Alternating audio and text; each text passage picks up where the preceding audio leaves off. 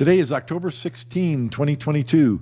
This is Rack of the Week 84, and today I'm recording the next two Racks of the Week as well because on Saturday I go to Norfolk for the 14-1 championships. So really looking forward to that. It's going to be a good time. A little nervous, but so I'm recording the next two Racks of the Week today. That's going to take us to Rack of the Week 86. I think that 100 Racks of the Week is going to be enough. I'm got to be honest with you, I'm starting to get a little bit burnt out. Am I starting to repeat myself a lot in these Racks of the Week? Are they informative? Do you think it's good to keep going? I don't know. 100 is a real important number in straight pool. 100 ball run. Last week I made a 100 ball run. Last week I did a drill where I shot side to side drill, and I made 100 in a row. 100 seems to be a real good stopping point, especially for straight pool. I'm thinking 100 is going to be it for the Racks of the Week, at least for now. I've got some other ideas. You know, this channel's primary focus is straight pool. And straight pool is my favorite game. But I've played more 9-ball than I played anything else. I played a lot of 10-ball, and I'm a one-pocket player. And I feel like I have a very good knowledge base of one-pocket. I have more to share, and sometimes I don't have enough time in the week, it feels like, and I've always got to get the Rack of the Week video out. So I want more time, I think, also to try and expand the topics on this channel. So let me know what you guys think about that. No more Racks of the Week. Is 100 enough? Is there anything I haven't covered that you'd like to see covered in the Racks of the Week? Let me know in the comments, and I'll include them. After number 86, there will be 14 to go. And that takes us into the first week of February. So there's still going to be plenty of Racks of the Week videos. But look for something new coming up. But for right now, let's get into this rack. Got an outside angle, so I'm going to have to hit this with some force. And looks like I'm going to use a high ball. I'm expecting the cue ball to do its little curve off the rack into the bottom rail. Let's see what happens. Looks like it's pretty much a center ball. Okay, so pretty much an expected outcome in that. We saw the energy go around the outside of the rack. All the perimeter balls came loose, and the 6 balls in the center of the rack, that's 5 balls actually, are remaining in the rack area. And the cue ball curved to the bottom rail. If you notice, the cue ball had a whole lot of right spin.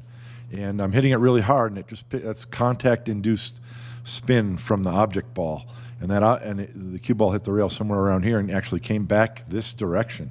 Sometimes you'll have more momentum on that cue ball and it'll actually re-break the balls in the center.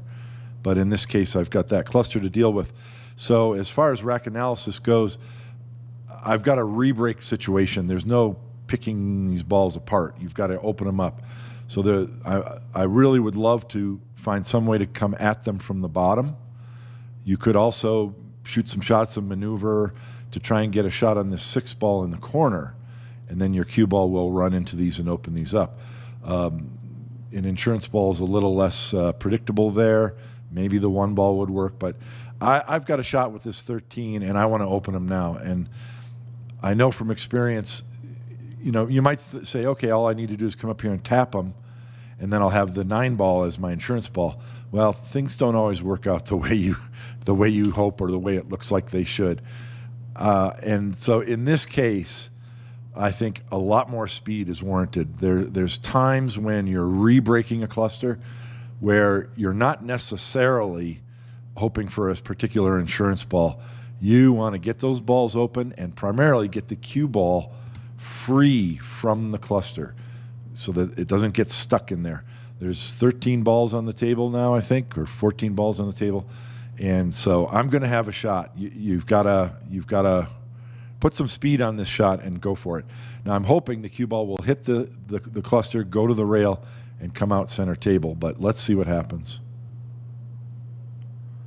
Yeah, pretty much. Now I'm a little bit, I held my hand up, a little bit frustrated because I wanted the 10 ball to move. I only hit the corner, so I left 2 balls. So that's no longer a re-break situation, but it is a cluster. I've already decided what needs to happen. And so rack analysis again. We're in a great situation. Other than these 2 balls, I've got the 6 and the 4. Either one can be a break ball. Every ball is wide open, and there's only one ball up table. And it's kind of near this corner pocket, so it's not going to be that hard to deal with. My number one concern, I'm not thinking about break balls or patterns right now, is these 2 balls. I want to get those balls open as soon as possible. That is to say, when I have insurance balls available around. Okay? So again, there's a couple of different ways you could go at those balls, but the easiest one that I see right now is to simply tap in the 3, get a cut angle on tap in the 1 rather, and get a cut angle on the 3 to go into those balls. I should have a shot on the 9 or on the 5 ball after opening these up. So let's go ahead and do that. Also, by going at it this way, you're kind of freeing up the 9 ball. You're making the 9 ball a little more available later on. So I would love to come in and just split those balls. I don't necessarily want to shove any of those balls over here. I don't want to re-tie up those balls. But in this case, gentle is called for. Unfortunately, I hit the 10 and not the 15. So a little tap on the table. Darn. I was hoping for either the 5 or the 7, as an insurance ball. Now I'm looking at the 9 and I'm like, gee, that's pretty thin. What am I going to do? So a little more care might have been warranted. I would have loved for the cue ball to tap the 15, not the 10, or split those balls. Then I would have had a much easier shot. I decided to take on this 10 because it leads to the up table ball. And I'm straight on it. So anytime you got a straight in shot, you feel more confident. Now is the time where, I got to take a little more planning because now the problems are solved. Every ball's wide open. So let's just come up with an end pattern. I think it's pretty obvious. The 6 or the 4 could be a break ball. The 7 is a good key ball into the side pocket, possibly the 12 as well.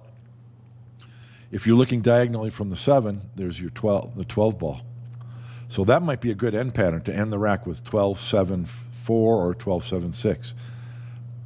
So when you recognize that, then you realize that these 2 balls are the issue. And in fact, that's what I'm looking at right now. None of the other balls on the table are a problem. They're going to be easy to deal with. How are you going to get at that 5? It's either got to be from this direction. Let me clear these lines. You either got to get a shot on the 5 from this direction, which means your cue ball is going this way, or you got to maybe get a shot on the 12, and then you'll get a shot on the 5 from this direction. And then you've got to be able to deal with the 11 because the 11 blocks the pocket for the 5. Now, that's an easy combination, but how do you get on that combination? The 7 will get you on it, but then you lose your key ball. So these are the things I'm thinking about. And again, there's probably a lot of ways to attack this. And I'm not remembering right now what I do. I'm going to shoot the up table ball, of course. But there's 2 ways to go from this up table ball. Let me pause this. One is 1 rail, which is a natural route, which takes you at the 12. So you might play position for the 12, which gets you on this ball, which then gets you on this 5. So that's one way to deal with it. The other way is a 2-rail route. So you go a little bit tighter here, like this, and then that's going to get me on this ball, 12 in the side, 10 in the side, or the 12 possibly. The other thing I'm looking at is that this position might also get me on the 11 ball. So I'm playing position for multiple balls. I don't know exactly how I'm going to deal with this yet. But I know that this is what I need to deal with, the 5 and the 11. And that's going to help me, once I deal with those, then I'll be able to determine which of these 2, the 4 or the 6, that I'm going to break the rack with. So this is an example of playing position for multiple balls. Boy, that looks pretty good. Oh, okay. Nope, I've got a different plan in mind. Did you notice what I just pointed at? I'm using the 12 to get on the 5 instead. So maybe I don't have that shot, or maybe I didn't see it. But this is super controllable. You see, the 12 serves a purpose in that it gives you the perfect angle position that you need on the 5. Now, I have a choice from here, because you can shoot this 2 different ways. One thing you could do is shoot the 5, and actually 3 different ways. You could go through here and get a shot on the combination. I don't like that. That's too much work, too much unpredictability. The other thing you could do is simply stun the cue ball into the 4. And that can be a real good shot, especially when you don't have a key ball in front of the side pocket, because you can try and knock the key ball, the 4 ball over here, to make a key ball for the 6. I've already got a key ball, and I don't want to knock the 4 that way because I might tie it up with a 7, or if it stops on the rail, that's kind of an issue that you have to deal with. So what I decide is I've got a perfect angle to just roll forward and tap the 11. That moves the 11 out of the way, but I'm going to shoot it next anyway, because this shot will give me it's a very controllable shot. I've got position on the 11. Okay, so now notice with that one shot, both balls are taken care of. So now there are no problems at all. Now I want an end pattern to get me on the break ball. And let's see. There's a whole number of ways you can go here. Obviously, I'm going to shoot the 11. Now, if I shoot the 11, if I don't shoot the 9 next, I've got to come around. Maybe that's a good idea, to come around and go 11, 10, 4, 9. I'm going to trace the path of my cue ball. Shoot the 11, shoot the 10, the 4, then the 9 to come up here. And then I have a stop shot on the 12, I think that's, or the 15 maybe, and stop shot on the 7, and I can just draw back here for my 6. So that's a lot of lines, but it follows us. That's the entire path of my cue ball. 11, 10, 4, 9, 15, 7. That's a type of pattern that I shoot quite often.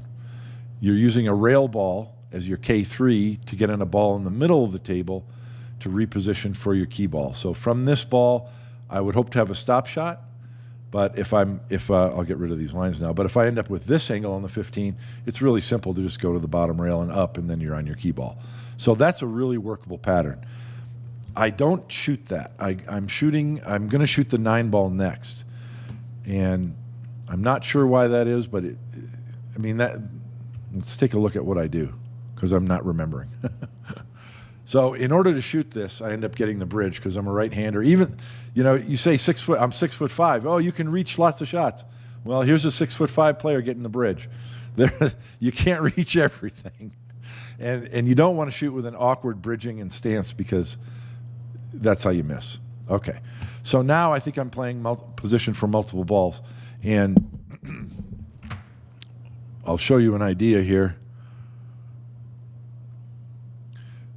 Here's the shot line for this ball in the corner pocket, this 15 ball. And here's a shot line for the 10 in the side. So they kind of intersect over here. So I'm just looking at this area of the table, because from there I can shoot the 15 or the 10. I'm not playing position for the 4 or the 7 right now. I think those are better utilized later in the end pattern. But again, I still don't have a firm idea of my end pattern, and maybe that's why it gets a little bit tricky for me. But this 10 ball hanging out in the center of the table is not an aid. That's a problem, because unless you get perfect on it, you have to send your cue ball all the way up table and back down in order to get positioned on the rest of your end pattern. Now from here, I've got a couple of options, and I'm looking at them right now. I could shoot this 15 and just go 2 rails again. Maybe I'll get a shot on the 10, and then I can use the 4 to get on the 7. I'm not developing a great end pattern is what I'm trying to say here. But I figure it out in the end. Because the 10 is not a real valuable ball, and I'm almost dead straight on it, what I see is something very close to a stop shot end pattern right now. And that is a stop shot on the 10, and I have a very easy shot on the 4, and then I'll be able to get a shot below my break ball on this 12. And then it's very easy to transition from the 12 to the 7 in the side. So I've kind of rescued myself in not having a firm pattern up to this point. Right now, my pattern just got rock solid.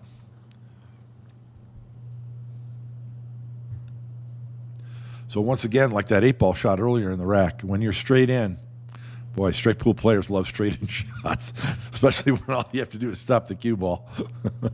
Now it's really easy. The cue ball just goes to the rail, and I've got an angle. I don't want to get hit.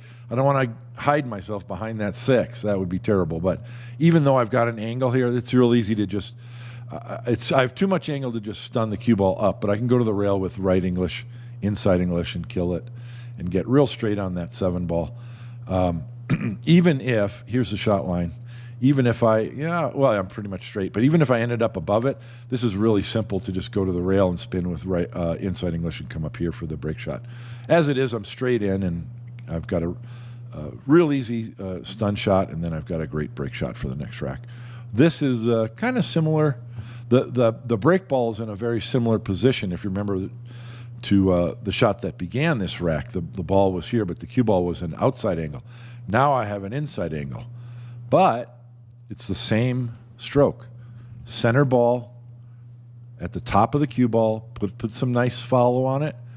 I'm not sure if I'm going to hit the bottom of this corner ball and go to the rail or hit the top of it and go to this rail. Let's see. Number one is make the ball, don't miss. Yeah, side rail. So it hit the top of that ball, and you saw the cue ball curve into the side rail. Stayed safe, only 4 balls in the rack area. Ideal break shot, and the run continues.